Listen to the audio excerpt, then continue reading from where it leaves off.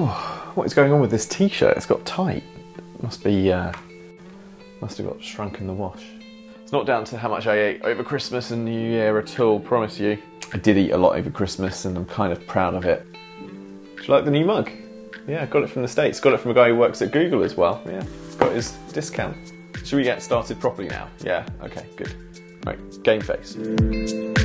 Hello, welcome back. Well, after the last 2 years we've just had, I think everyone is looking forward to getting back travelling again, aren't they? Since March 2020, we've all been on our phones ordering groceries and getting them delivered. Self-driving cars are getting closer and closer, and you can even become a space tourist. But, as you'll soon notice, tech on planes hasn't really moved forward. When you take your seat for the first long haul since COVID, you'll realise that your Bluetooth headphones aren't compatible with the in-flight entertainment, which means you can't watch the new blockbusters. Then, you're either scrambling for something to watch on your tiny phone for 12 hours, or getting ready to put some rubbish 1980s tech into your ears.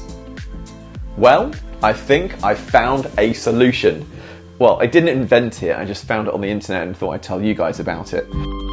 These are Bluetooth adapters, and what you can do is plug them into the seat in front of you and it'll send the audio straight from there into your Bluetooth headphones. Having no wires on a plane is a bigger deal than you think. It means there's nothing for the kids to tangle, break or kill themselves on. When the person next to you needs to go to the loo, you don't have to unplug and do that awkward shuffle. And suddenly eating becomes a bit more of a pleasure. I'm going to test out 3 adapters in a live experiment which Dave in the sky doesn't even know about yet. We've got the market leader, a cheaper version, and then a budget solution. I'll link to all of them in the description. Let's start with the most expensive. This is the AirFly Pro and costs just over £40 or $50 in the States, although it is on sale at the moment while I've been researching this.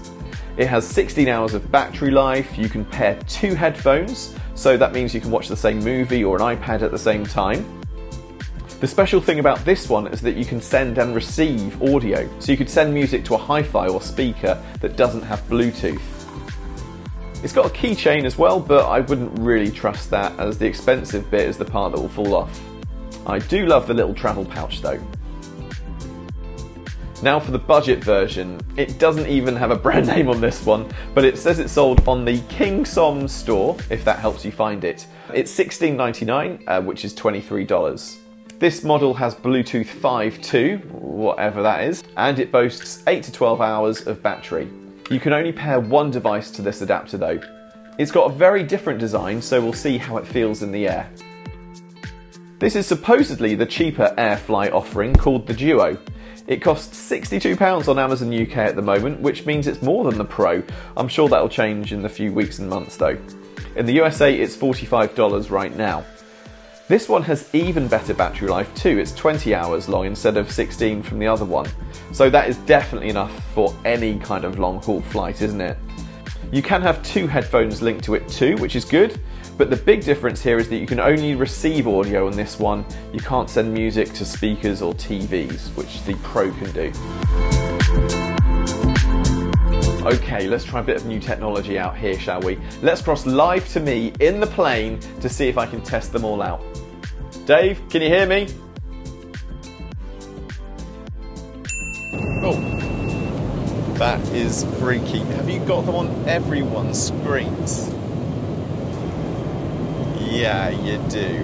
Great. Okay. So, Dave, what do you think of all of them? I can't believe I'm playing along with this game.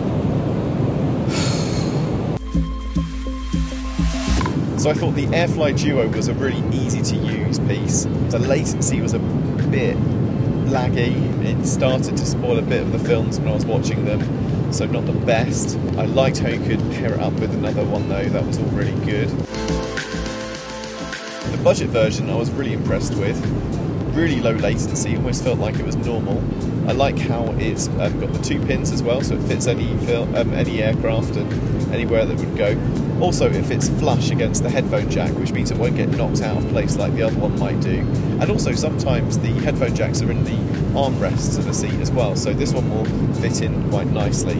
It was a little bit more fiddly to actually set up, but I got there in the end. But the main problem that I had with this one was that the volume level was a bit too low, even when I have it at the very highest. So that can ruin the enjoyment and also knocks it off of that top spot. The AirFly Pro pretty much ticked every box because the latency was lower, you can pair more than one, you can receive as well as transmit, which is always really good. It was easy to set up. You could be a little bit worried about the fact that it does hang out of the headphone jack a tiny bit, but I think people will spot it and it's a good one to have. So my winner is the AirFly Pro for its low latency, easy to set up, and also, even though I haven't really tried it out, the fact that you can send things to it as well. Back to you in the studio. Thanks, Dave. Now that's what I call a test flight. Well, there you go. 3 different adapters for 3 different budgets. I'll link them all down in the descriptions below so you can have a look at them. Ready for some more travel tips? Pick a video. What will it be? How to get over jet lag faster?